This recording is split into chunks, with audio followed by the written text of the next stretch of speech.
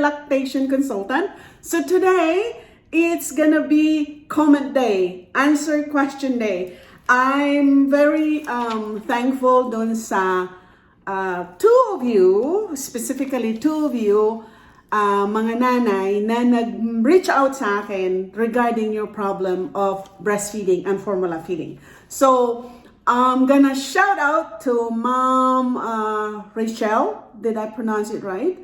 And Mom Janica Fontanilla. Yes, nabasa ko yung mga comments nyo, nabasa ko yung mga tanong niyo. Ito yung sagot sa mga katanungan nyo.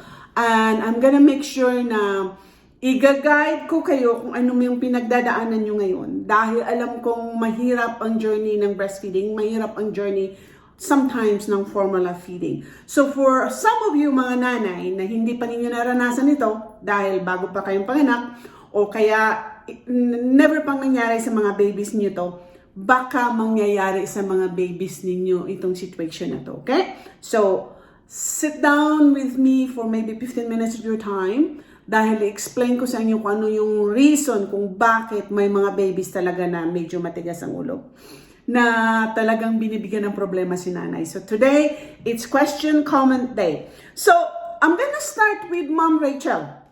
I hope I pronounce it right. Si Mom Rachel, 2 months na yung baby niya, and then for the first week, I think after she gave birth, yun lang siya nag-breastfeed. And then later on, totally nagbobote na siya. Because I think her reason bakit siya ganon, talagang si baby ayaw mag-latch, ayaw dumede. Parang yun siguro ang situation. Ngayon, gusto niyang bumalik uli sa breastfeeding. Okay? Gusto niya, nagpa-pump siya, nagtitake siya ng mga supplement para lang talaga dumami yung milk niya. Hopeless pa rin. Wala pa rin magandang result na nangyayari doon sa effort niya na go back to breastfeeding. Saludo ako sa inyo. Saludo ako sa inyo, Ma'am Rachel, na talagang you are really determined na mabibigyan mo ng chance again si baby na matututo uling mag-breastfeed. So, there are reasons. There are many reasons kung bakit ayaw talaga ni baby mag-latch. Many reasons. Sa mga pasyente kong naranasan ko sa, let's say, when I work at the hospital, after birth, after a week, okay pa si baby, active pa si baby, and then biglang nagbago ang behavior, ayaw na the baby mag-latch. There are also times na pagpanganak ni baby, talagang hindi nagla-latch si baby, and then later on, as the baby gets older, bigla na lang gumaling at nagiging expert na si baby mag-latch. So, these are so many reasons kung bakit talagang namumroblema kayong mga nanay kung bakit talaga ganito ang behavior ni baby. Kung si baby medyo malaki na, let's say sa situation ni Ma'am Rachel na 2 months na yung baby niya. 2 months na yung baby niya, 1 week lang nag-breastfeed, ngayon gusto niyang bumalik. Bakit ayaw ni baby minsang dumede? Okay. Mga nanay, naiisip niyo ba na minsan sa kinakain nating pagkain, there are some flavors of our milk, of our food that we ate sa pagkain natin kinakain every day, that sometimes the baby do not like the taste of that food. I've showed this video before, I can't remember when, doon sa flavors ng milk, kung ano yung pinaka-paborito ng flavor ng milk. Ngayon, ikaw, Ma'am Rachel, gusto mo talagang mag-latch si baby uli dito sa breast mo. I don't know kung komportable ka ba, naturuan ka ba talaga kung how to hold your baby properly.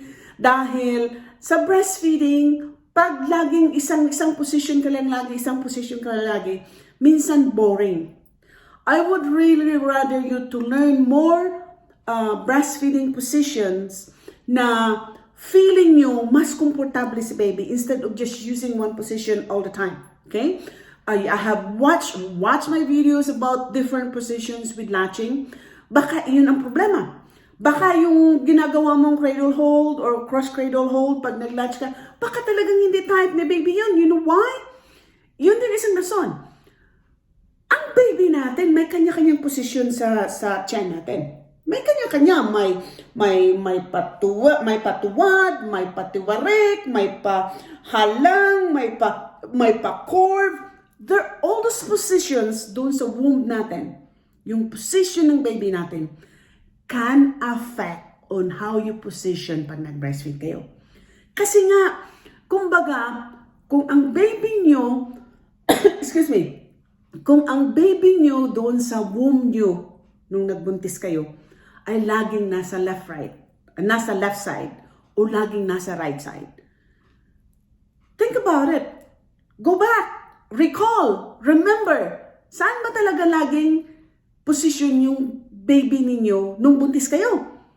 Try that position kung anong side nandoon yung baby nyo.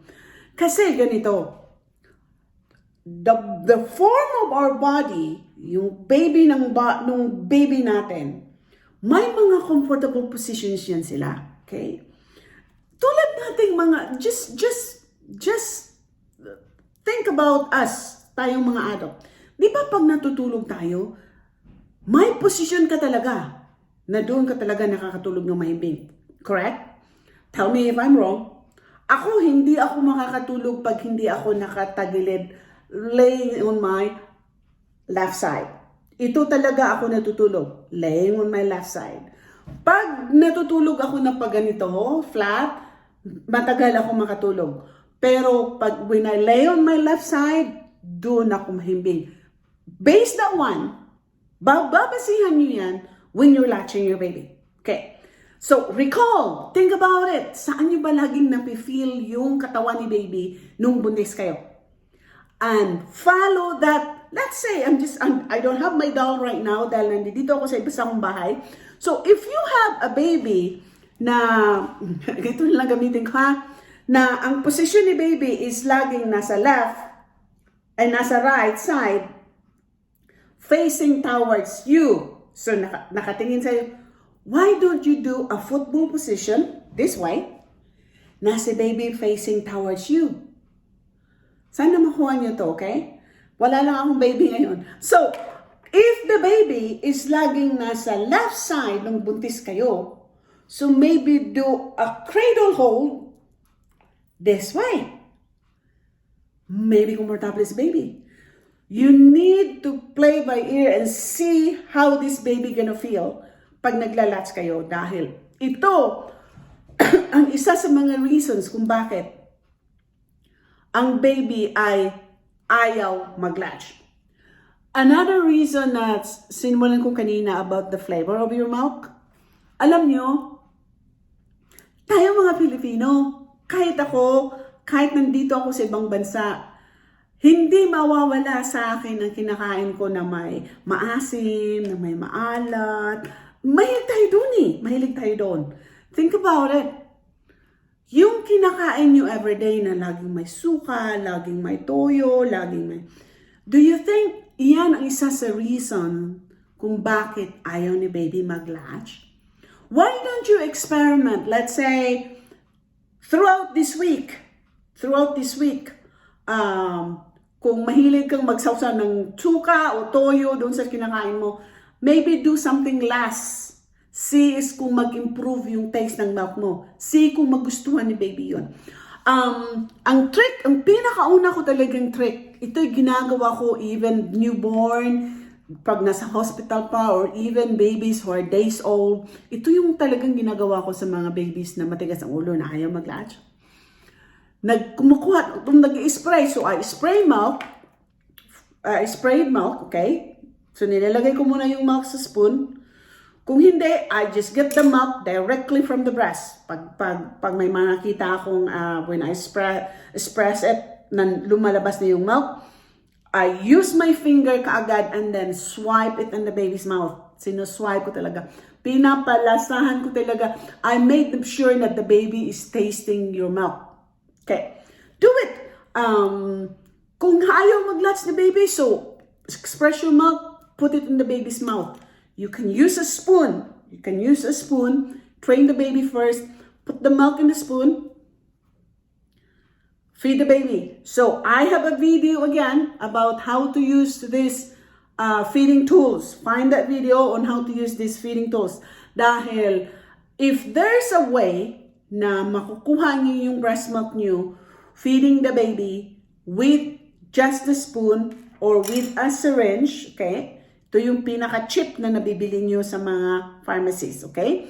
You can use this one just to help. Wag na kayong magproblema kung ayaw talaga ni baby sa bote, okay? May mga baby talaga na ayaw sa bote. No matter gaano ka mahal, gaano ka ganda ang mga ginagamit yung nipple. No matter what, may mga baby talagang ayaw dumede. However, there are some babies that when you give this bottle, tapos hawak-hawak mo si baby, hawak-hawak mo si baby, close to your breast. Always hold your baby close to your breast, okay? Dahil pag nandito si baby, then nagbubote ka, pag malapit si baby sa breast mo, naaamoy ni baby yung breast milk mo. Hinahanap yan ni baby. Hinahanap. Makikita mo, nagbabounce yung head ng baby. Hinahanap until they found this nipple, the breast. So, it's gonna be a while, Ma'am Rachel, dun sa goal mo na sana mapabalik mo si baby sa breast. It's gonna be a while. Hindi lang 1 week, hindi probably 2 weeks. But if you do it every day, sa sinasabi ko sa iyo, na make sure if you are giving the baby the bote, bigyan mo muna si baby ng lasa ng milk mo either through the spoon or kung gusto mo, you can do directly. 2 months pa naman si baby, no? You can do directly, spray your milk and give the baby with your finger. You can do that. Wipe it around the baby's mouth. Pag alam mo medyo nalasahan na the baby yung milk mo, try to latch. Again, walang perfectong latch during the first time, during the third time, during the 10th time or 15 times. You're gonna be struggling for probably a few days until talagang itong baby mo ito matututong mag-latch. Now, you mentioned about pumping. Okay.